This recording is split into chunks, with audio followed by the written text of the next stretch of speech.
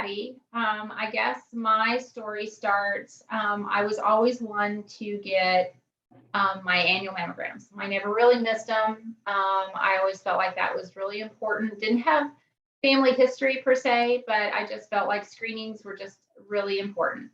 So I had just been a real busy time, the year 2015, and I just kind of missed getting my annual mammogram. And I thought, oh, no big deal. I do it every year. Everything's doing okay. And I just happened to talk to someone around June of that year, and she had gotten a breast cancer diagnosis, and she had missed her mammogram, and it was invasive, and she had it everywhere. And I'm like, oh, well, maybe I should go get my mammogram. Maybe that is important. So July that year, so I was like 5, 6 months late getting my mammogram that year, and got the mammogram. Radiologist came in and needed more views, which wasn't unusual. I've done that before for breast dense breast tissue. So, okay, I did that. Well, then it came back a little bit more, and then they're recommending a biopsy. And I'm like, oh, this is getting a little bit more serious. So got a biopsy in August, and sure enough, it came back. I had a planned trip already, like after the biopsy, and the surgeon was going to be out too, but he was so good to call me in my car while I was driving to Virginia with my daughter who was pregnant, taking her back home. She was military. And he told me what it was. It was DCIS, and he spent whatever time. And I appreciated that so much. I know that most people don't like to get that kind of news over the phone, but it was kind of unusual circumstances. He was going to be out a couple of weeks. I was on a trip. He didn't want to wait if the news came back that I had to do that. So he called me, and I felt very fortunate that he did. And he went on ahead and put in some orders to have MRIs and things like that when I got back and before he got back. So we didn't waste any time. So I felt very blessed that he was able to do that and would take that extra time to do that for me. And so I got back, get all that done, got my appointments made, was told I had to have a right side mastectomy. I'm thinking, went back to the plastic surgeon a couple of times. I had always had problems. I've actually had biopsy on my left breast a couple of times when I was younger. And so I'm like, so I talked to the surgeon a great deal, talked to the plastic surgeon probably 3 or 4 times, and decided to do a bilateral mastectomy and reconstruction. So we did that. Of course, all the pathology came back good. There was cancer already starting in the left breast, so I was happy I did that. It wasn't something that was detected on the mammogram or the MRI, so the pathology picked it up.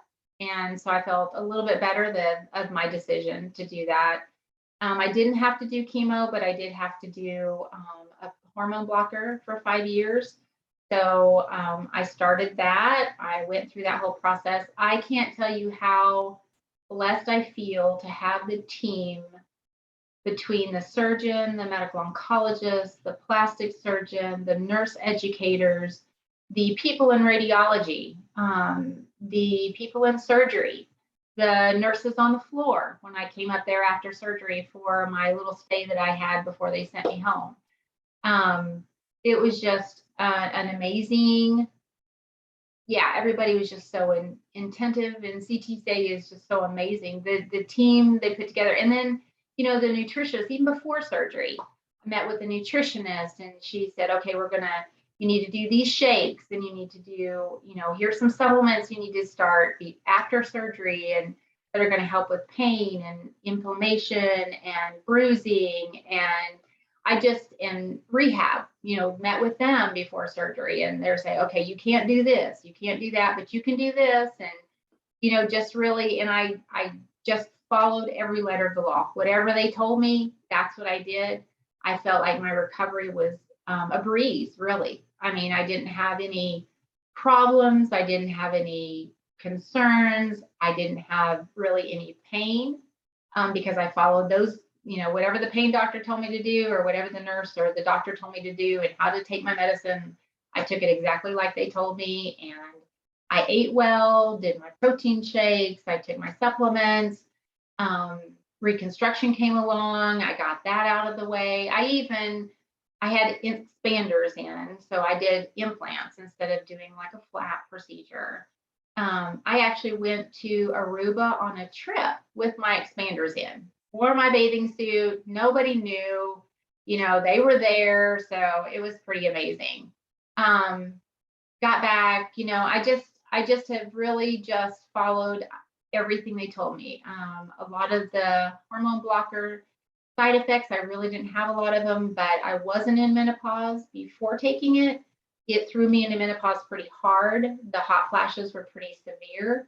Our acupuncturist did a great job. I highly recommend acupuncture for hot flashes because I'm telling you, it does a really great job. So I think the one thing I can tell people is that I had the support of my family too. My husband was amazing.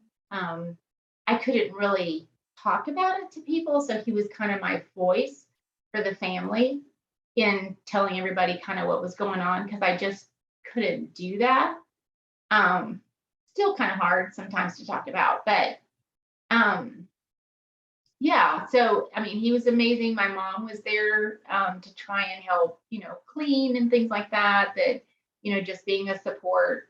They stayed there for a few weeks and has always been a support along the way. Family, friends, just everybody's been very supportive. But I had the year I got diagnosed, my daughter, again, like I said, we were on my way back to Virginia and she was pregnant. So my second grandchild was born a month after my surgery. So I got to go see him while I was still off from my surgeries. He's now almost 7. My oldest grandchild is 9. So those are, that was really hard to think about. But everything's good. I'm celebrating every day. I have always celebrated every day. But the one thing I think I can tell people is just follow everything they tell you to do. I think that the team at CTCA, they know, especially, they just know. They know what you're going to experience. They don't know you. They don't know your emotions. They know you go through certain emotions and you have to, talk to them about that. Our Mind Body Connections people are awesome, talking those things through because you feel angry. I think that when I finally decided what to do before surgery, I went home and I'm digging weeds out of the garden. It's like and crying every weed I pulled, it was just kind of like a process.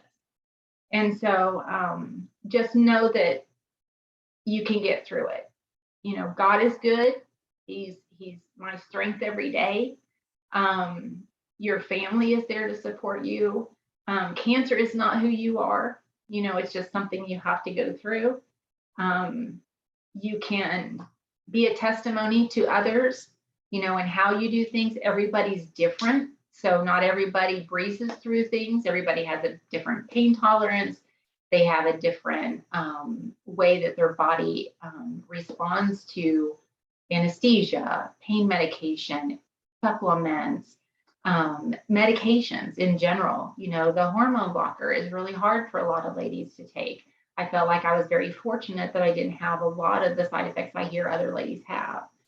So just remember that you just have to kind of get started, kind of see how it goes for you.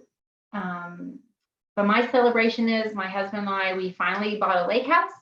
We moved to the lake. I got to keep my grandkids for the first time. They're old enough now. They can come and visit and stay for a whole month. The whole month of June, they got to stay this year. So that was a little challenging. I haven't had kids at home in a long time. So my husband and I were like, oh, we're going to do this. Okay. But it's just, I can't thank CTCA enough and the doctors and the staff that I had and that were available and that were there. And you just have to know you have to ask. I think that they don't know what you need a lot of the time.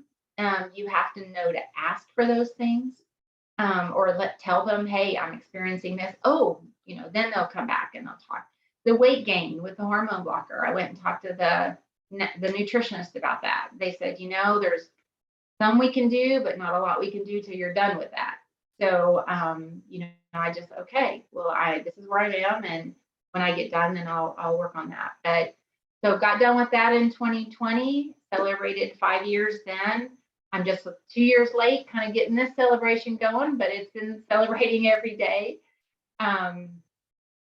We just, there's some things I've been working on, fitness and getting healthier and just getting over everything that's gone through. And yeah, I'm just blessed every day.